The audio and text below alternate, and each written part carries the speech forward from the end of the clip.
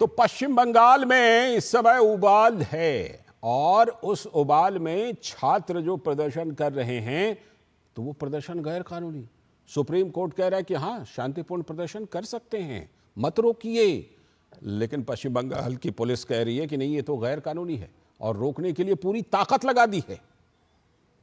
इसी पर आज खास चर्चा करेंगे। हमारे साथ जुड़े हैं हमारे सलाहकार संपादक विनोद मिश्र जी, स्टूडियो में हमारे साथ जुड़े हुए हैं। साथ में अनुजा कपूर जी, भारतीय जनता पार्टी की प्रवक्ता, बहुत बहुत स्वागत मैम। और हमारे साथ अनिंद्या सिन्हा रॉय, टीएमसी के समर्थक हैं, बहुत बहुत स्वागत अनिंद्या जी आपका भी इस खास चर्चा में। और हमारे संवाददाता प्रसेनजीत बख्शी जी भी कोलकाता से जुड़ चुके हैं। पहले उन्हीं से अपडेट मैं ले लेता हूं, फिर इस चर्चा को आगे बढ़ाऊंगा। प्रसेनजीत दा, इस समय की क्या स्थिति है? क्या पूरी तरह से गैर कानूनी करार दे करके और गैर कानूनी चीजों पर जितना ताकत का प्रयोग पुलिस कर सकती है उतना ताकत का पुलिस कर रही है क्या छात्रों के ऊपर, प्रदर्शनकारी छात्रों के ऊपर? चाहे सुप्रीम कोर्ट कुछ भी बोले, लेकिन पुलिस तो गैर कानूनी करार दे करके ताकत का पूरा प्रदर्शन करेगी उनके ऊपर। देखिए लालचंद, आज करीब 7-8 जगह पर पुलिस ने जिस तरह की ताकत प्रदर्शन की है वो अगर 14-15 अगस्त रात को 12:20 पर आरजी कौर की आसपास या उसके अंदर दिखाते तो शायद आज जो पूरे देश में या पूरे बंगाल में, पूरे कोलकाता में ममता बनर्जी के खिलाफ आक्रोश है, उस आक्रोश में कुछ कमी दिखाई देता। बिल्कुल। आज लोग प्रदर्शन करने के लिए आए, बेटी का जस्टिस के लिए आए, तो इनके ऊपर जिस तरह से शक्ति प्रदर्शन किया गया, जिस तरह से यहाँ पे फोर्ट बनाया गया, किला बनाया गया। देखिए बाजू में फोर्ट विलियम है, हम जानते हैं कि फोर्ट विलियम है, तो उस फोर्ट विलियम की तरह पूरे कोलकाता को फोर्ट बनाया गया। तो अंग्रेजों का बनाया हुआ फोर्ट था और यहाँ कोलकाता में तृणमूल कांग्रेस और ममता बनर्जी का बनाया हुआ फोर्ट है। तो पिछले 4-5 घंटा यही चलता रहा। अभी थोड़ा सा शांत है, लेकिन अभी भी मेरा समझ में नहीं आया कि इस तरह की ताकत प्रदर्शन करने का क्या जरूरत था। अगर भाजपा बोल के कोई पार्टी कोलकाता में है ही नहीं, तृणमूल वामपंथी बोल के कोई पार्टी है ही नहीं, कांग्रेस बोल के कोई पार्टी है ही नहीं, अरे जनता की आक्रोश है ही नहीं, तो फिर इस तरह की शक्ति प्रदर्शन का क्या जरूरत था? नहीं, पार्टी को आइडेंटिफाई तो करते हैं, वो कहते हैं राम वाम कांग्रेस सब लोग मिल गए हैं और सब लोग मिल करके ये मतलब एक मामला जो उनका कहना है कि तो देश में होता ही रहता है इस तरह का। ये राम वाम और कांग्रेस मिल करके ममता सरकार को और पश्चिम बंगाल को बदनाम कर रहे हैं। नहीं, सब लोग इंडिया बना सकते हैं और अगर यहाँ पे राम बाम मिल जाए तो उसमें ऐतराज किस बात की है? यहाँ पे ये लोग बंगाल बना रहे हैं, वैसे कुछ है नहीं। ये जो आज का प्रदर्शन है ये पूरी तरह से छात्र समाज की तरफ से ये कॉल दिया गया था। ठीक है। अब देखिए, मैं ये मानता हूँ, मेरे ख्याल से किसी को भी मानना चाहिए कि कोई इंसान एपॉलिटिकल नहीं होते हैं और कोई इंसान न्यूट्रल भी नहीं होता है। ये एपॉलिटिकल और न्यूट्रल, ये दोनों शब्द डिक्शनरी से हटाना चाहिए। फिर भी मैं कह रहा हूं कि छात्र का आंदोलन, उसके ऊपर इस तरह की ताकत दिखाने का कोई जरूरत नहीं था। लालचंद जी, आपके पीछे जिस तरह की खामोशी और शांति दिखाई पड़ रही है ना दादा, उसको वो क्यों है, उसकी भी तस्वीरें हम दिखा रहे थे कि वो जब इतना बल प्रयोग किया जाएगा तो आपके पीछे सुनसान सड़कें दिखाई पड़ रही हैं। मैं लौटता हूं आपके पास, विनोद जी के पास चलते हैं। विनोद जी, ये सुप्रीम कोर्ट ने तो साफ तौर पर कहा था कि जो कोई भी इसमें शांतिपूर्ण प्रदर्शन करना चाहते हैं उनको करने दीजिए। कहाँ से इसमें गैर कानूनी नज़र आ गया, कहाँ से 163 लागू कर दिया? अभी तस्वीरें हम दिखा रहे थे कि क्या ले दनादन पानी का बारिश कर रही है, आंसू के गोले छोड़ रही है कोलकाता की पुलिस। और दादा ने सही कहा, अगर पुलिस इसी तरह से बहादुर रहती ना तो शायद वो डॉक्टर बिटिया अभी जिंदा होती, क्योंकि खबरें ये भी आ रही हैं कि जो आरोपी संजय रॉय है उसने उस रात बाइक पर घूम करके कई लड़कियों को छेड़ा था, उसके बाद आकर के मर्डर किया था। लाल जी, अभी जो दृश्य देखा है पश्चिम बंगाल में, खास करके कोलकाता का, तो आप ये कह सकते हैं कि ममता बनर्जी ने एक पैनिक बटन दबा दिया है। और ये ममता बनर्जी, सीएम ममता बनर्जी पैनिक क्यों है एक छात्र आंदोलन से और छात्र समाज का जो ये आंदोलन से, तो ये समझने की जरूरत है। समझने की जरूरत इसलिए भी है कि ममता बनर्जी के पैनिक को समझा जा सकता है कि उनके 18 साल के टेन्योर में जी इस तरह का जो बंगाल में जो सारे समाज का जो एक तरह से मोह भंग हुआ है और एक आक्रोश पनपा है, उसको ममता बनर्जी पढ़ रही है शायद। जो दीवारों पे लिखा हुआ वो सारी इबारतें हैं, उसको लगभग ममता बनर्जी पढ़ पा रही है। तजुर्बेकार नेता तो हैं ही। लेकिन ये सवाल है कि ये देश कम से कम ममता बनर्जी से तो ये एक्सपेक्ट नहीं कर पा सकता है कि जो ममता बनर्जी स्ट्रीट फाइटर के नाम से मशहूर है, इस तरह के आंदोलन अगर प्रसेन जी दादा बताएंगे 90 के दशक में इसी तरह के आंदोलन को लेके ममता बनर्जी यूथ कांग्रेस को लीड करते हुए वो पहुंची थी। वहीं जब बुद्धदेव भट्टाचार्य का उस समय में चीफ मिनिस्टर थे, उनके अगेंस्ट में, वो सरकार के अगेंस्ट में उनके इस्तीफे लेके पहुंची थी और इतना तांडव मचाया था कि सरकार को, वामपंथी सरकार को गोली फायर करनी पड़ी थी। कई टीएमसी के कार्यकर्ता भी मारे गए थे। बिल्कुल। तो ममता बनर्जी आंदोलन से निकली हुई है और आंदोलन से निकली हुई नेता अगर इस तरह के आंदोलन को लेके घबरा जाए, आंदोलन को कुचलने के लिए लाठी से प्रयोग से लेके और सारे आंसू गैस से लेके ये सारे प्रयोग उनके पुलिस बल कर रहे हैं, तो ये माना जाएगा कि ममता बनर्जी घबरा गई है। ठीक है। इंपॉर्टेंट चीज है लाल जी, बात जो सबसे ज्यादा दुख की बात है कि इस देश में हो क्या रहा है। सारे संविधान की बात करने वाले, लोकतंत्र की बात करने वाले, क्या एक बेटी के इंसाफ के लिए निकला हुआ ये छात्र समाज है, उसके पक्ष में क्या बीजेपी, क्या वामपंथी, क्या इस नाम से कह के आप उससे अलग हो सकते हैं? ये सिर्फ एक बेटी के लिए इंसाफ है। अगर ममता बनर्जी डे फर्स्ट में बेटी के इंसाफ करते हुए दिखती तो शायद इस सड़क पे इतना बड़ा हंगामा ना होता, ना वहां जूनियर डॉक्टर जो है वो इतने दिनों से प्रोटेस्ट करते हुए दिखते। ठीक, बिल्कुल। मैं अब अनिंदिया जी के पास चलता हूं। अनिंदिया जी, मुझे एक बात समझ में नहीं आती कि जैसे मान लीजिए दिल्ली में जब कोई प्रोटेस्ट होता है, शाहीन बाग का हो, दिल्ली बॉर्डर पर किसानों का रहा हो, टीएमसी यहाँ आकर के समर्थन देती है, कहती है कि हाँ ये प्रदर्शन बहुत अच्छा है, लोकतंत्र में तो ये होना ही चाहिए।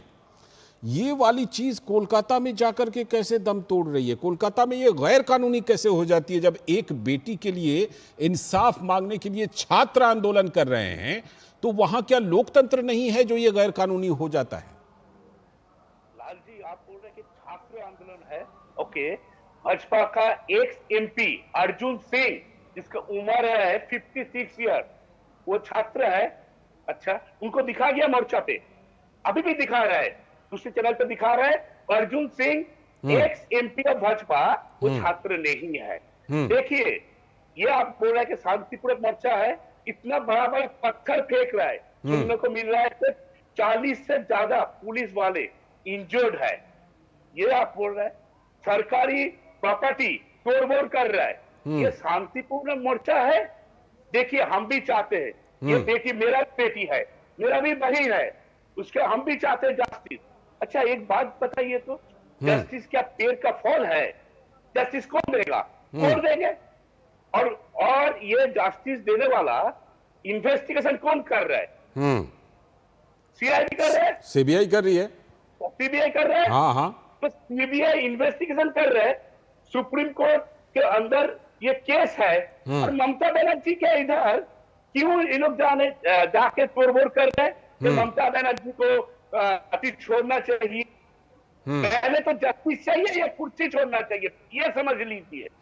अगर कुर्सी छोड़ना चाहिए तो पहले वेस्ट बंगाल का बेटी बेटी है, यूपी का बेटी बेटी नहीं है, हजरत का बेटी बेटी नहीं है, सब बेटी बेटी ही है, बिल्कुल है। हाँ, तो वही तो। अब तब ये बताइए, बदलाव। लेकिन कुछ मामले इतने ज्यादा सीरियस होते हैं कि उसमें सुप्रीम कोर्ट भी स्वतः संज्ञान लेता है, सुओ मोटो।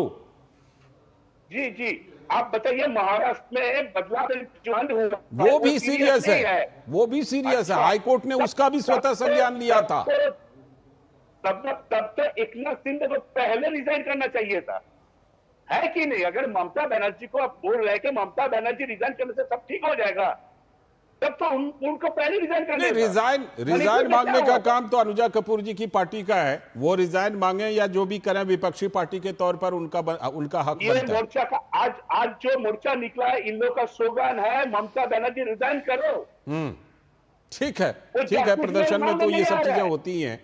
यहाँ नहीं, मोदी तेरी कबर खुदेगी तक का नारा लगता है और उसका समर्थन किया जाता है। अनिंद्या जी, मोदी तेरी कबर खुदेगी का नारा प्रदर्शन में लगता है और उसका समर्थन भी लोग करते हैं। ठीक है, मैं लौटता हूं आपके पास, लेकिन 2-3 चीजें आपको मैं कह देता हूं। आपकी बातों से मुझे लगा कि छात्र प्रदर्शन कर सकते हैं, लेकिन उसमें वो आपने अर्जुन राय जी का नाम लिया ना कि वो नेता शामिल नहीं हो सकते उस प्रदर्शन में, शायद आप ये कह रहे हैं। वो तो छात्र नहीं है, 56 ईयर के छात्र है वो। हाँ। अगर ये छात्र आंदोलन है, ठीक है, तो 56 ईयर के छात्र है वो। ठीक कौन सा है, यूनिवर्सिटी में पढ़ाई कर रहे हैं, बोलिए तो। ठीक है। किसानों के प्रदर्शन में भी नेता पहुंचते थे अनंदिया जी, सारे के सारे नेता, वो भी किसान थोड़े थे ना। ठीक है, मैं अनुजा जी के पास लौटता हूं अनंदिया जी। नहीं है, ठीक, अनिंद्या जी लौटता हूं। अनुजा जी, आपने अनिंद्या जी को सुना, उन्होंने बोला कि भाई छात्रों के प्रदर्शन में तो बीजेपी के नेता भी शामिल हो रहे हैं और उनको आपत्ति है कि वो वाला प्लाकार्ड क्यों लगाते हैं कि ममता बनर्जी इस्तीफा दो छात्रों के प्रदर्शन में, ये क्यों? इसीलिए इन्होंने ये कह रहे हैं कि इसीलिए शायद गैर कानूनी करके, और उसके बाद पुलिस जो है ना पूरा टूट पड़ी है उनके ऊपर। जय श्री राम जी नमस्ते। जी नमस्कार।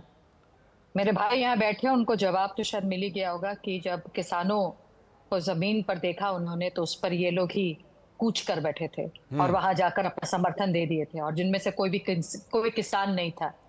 ये आपने बहुत अच्छी तरह से इनको समझा दिया। मैं समझना ये भी चाहती हूँ कि जो ये प्रोटेस्ट है, जब ये तो लड़की का, जब उस बच्ची का, हमारी निर्भया बंगाल की लड़की जो उसका बलात्कार हुआ, तब शुरू हो गया था। उस प्रोटेस्ट में सिविल प्रोटेस्ट, जो सिविलियंस के जो सिविल वॉलंटियर्स हैं, उन्होंने जाकर क्या कहा था उन्हीं प्रोटेस्टर्स को, लड़कियों को, अगर यहाँ से नहीं हटोगी तो तुम्हारा रेप ऐसे ही कर देंगे, और ऐसा रेप होता वो आधी रात वाली धमकी का जिक्र कर रहे हैं ना, आधी रात वाली जो धमकी थी। बिल्कुल बिल्कुल, जिसके उसके कुछ टाइम बाद वेंडलाइजर्स आ जाते हैं, और जिस खूनी रास्ते से ये करना चाह रहे थे, वहां के प्रोटेस्टर्स को मारना चाह रहे थे, आज कॉन्स्टिट्यूशन की जो हत्या हो गई, आज इन्हें सीआरपीसी याद आ गया। आज निर्ममता बनर्जी को आज कॉन्स्टिट्यूशन याद आ रहा है, जिस कॉन्स्टिट्यूशन की हत्या ये खुद कर रही है। सीआरपीसी के तहत फाइल करना चाहिए था एफआईआर। अनिंद्या जी के उस सवाल का आप जवाब दीजिए। अनुजा जी, अनिंद्या जी के उस सवाल का जवाब दीजिए कि आप ममता बनर्जी से इस्तीफा मांग रही हैं। आपके महाराष्ट्र में सीएम ने तो इस्तीफा नहीं दिया, तो ममता बनर्जी से इस्तीफा क्यों मांग रहे हैं? ममता बनर्जी से इस्तीफा इसलिए मांगा जा रहा है, मैंने अनिंद्या जी आपकी बात मैंने रख दी है, उनसे जवाब ले रहा हूं। हाँ, क्योंकि ममता बनर्जी जो है, इनका शक्ल कैसे जोर जोर से हिल रहा है, क्योंकि कितने खुश हैं। ये इंडिया अलायंस के लोग हैं, ये इंडिया अलायंस के लोग। जब भाजपा में कुछ होता है तो ये लोग रेजोल्यूशन निकाल लेते हैं। मणिपुर का रेजोल्यूशन निकाल लिया था विधानसभा में, आज तक कभी नहीं हुआ।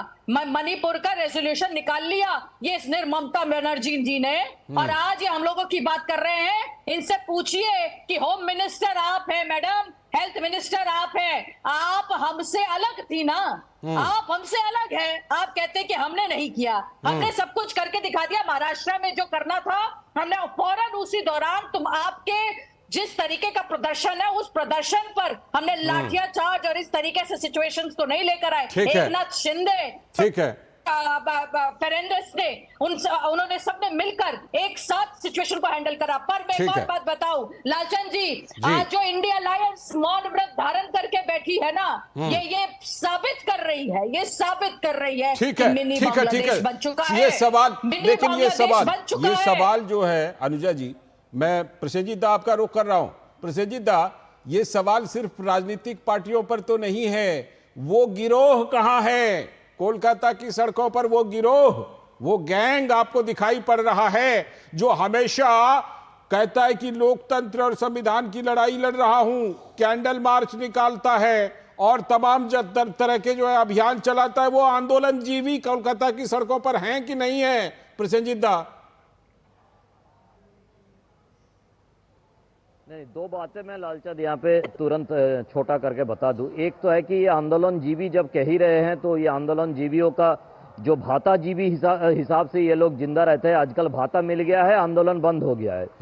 ये इसकी इन लोगों के बारे में जितना कम बोला जाए इतना ही अच्छा है, पहली बात। दूसरी बात ये भाई बताओ कि ममता बनर्जी का प्रॉब्लम क्या है कि ममता बनर्जी भारत का एकमात्र नेता है। मैं बार बार जो कहने की इतिहास की विषय है, ये पॉलिटिकल साइंस की विषय जी। है। ममता बनर्जी भारत का एकमात्र नेता जिनके खिलाफ कभी किसी ने उंगली नहीं उठाया और जिनके खिलाफ कभी माने कोई पत्रकार भी उंगली नहीं उठाने का साहस किया है।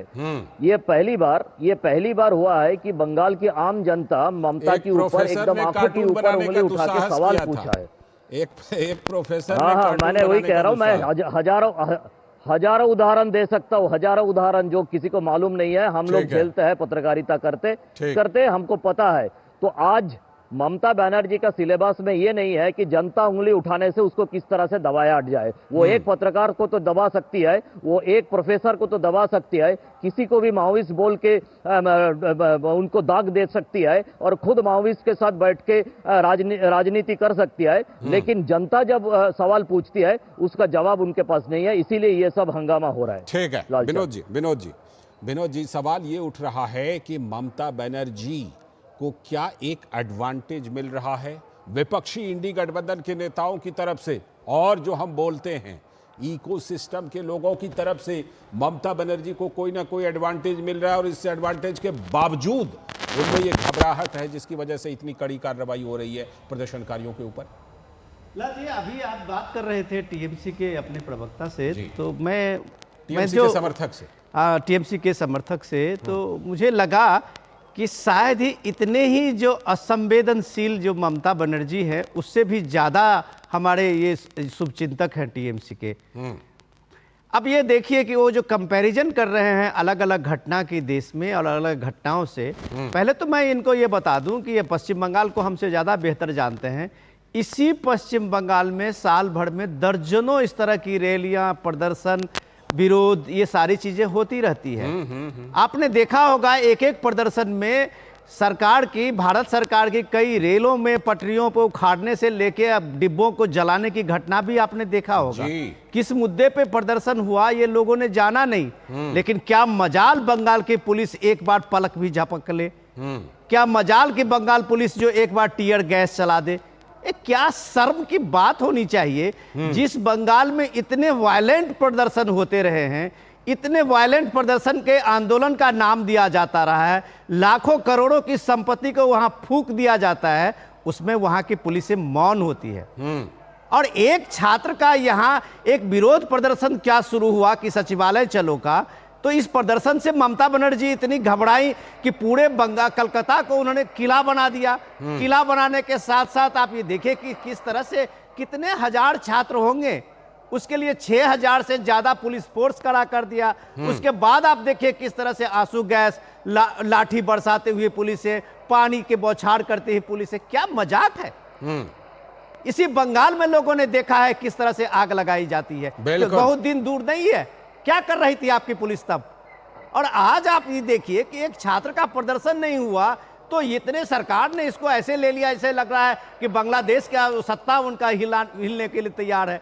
सवाल इतना इंपॉर्टेंट है कि इस चीज को इतना गैर जिम्मेदारी तरीके से मत कहिए। इंपॉर्टेंट ये है, मैं एक पूरी बात कर दूं कि ये ममता सरकार को रिजिग्नेशन इसलिए मांगा जा रहा है ममता बनर्जी से कि अगर उस लेडी डॉक्टर के साथ में रेप और मर्डर हुआ और उसके माता पिता को कहा गया हॉस्पिटल से कि तुम्हारी बेटी सुसाइड कर ली है, तो ये सरकार को एक दिन भी नहीं रहना चाहिए। अब तो कम से कम 15 दिन हो गए। कई सवाल और भी हैं, लेकिन अनिंदिया जी, क्या ममता बनर्जी सरकार में और मुख्यमंत्री ममता बनर्जी में इतनी ज्यादा घबराहट हो गई है कि जिस पश्चिम बंगाल में धरना प्रदर्शन आमतौर पर चलता ही रहता है, उसमें एक प्रदर्शन को बर्दाश्त नहीं कर पा रही है सरकार और पुलिस। लाल जी, मैं एक बात पहले कह देता हूं, एनसीआरबी रिपोर्ट कहती है Bengal is the most safest state in India. ये मैं नहीं कर रहा हूं, एनसीआरबी रिपोर्ट में है, देख लीजिएगा। एक नंबर 2, मोर्चा करो, कोई दिक्कत नहीं है, ये डेमोक्रेटिक राइट है, लेकिन शांतिपूर्ण मोर्चा करो। इतना बड़ा बड़ा पत्थर फेंक रहा है, जो पत्थर फेंक रहा था वो कश्मीर में, वो बड़ा बड़ा पत्थर फेंक रहा है। ये सब आतंकवादी है क्या? पत्थर क्यों फेंक रहा है पुलिस के ऊपर? 40 पुलिस पर्सनल इंजर्ड है, अभी तक मुझे खबर मिला है।